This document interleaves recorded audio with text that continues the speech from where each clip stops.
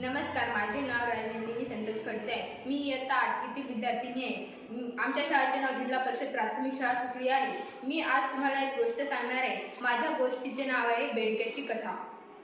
तर मी 4 जण मित्र असतात आणि ते खूप पाऊस पडला होता, तर ते असे जात होते. तर एका खड्ड्यात 4ही जण पडतात आणि ते 4ही जण पडतात आणि एक मित्र त्याचा उड्या मारू मारू वरी यायचा प्रयत्न करतो आणि तो यशस्वीही ठरतो. आणि तो वरी आला की त्याचं बघून दुसराही म्हणतो, अरे मला पण वरी जायला पाहिजे.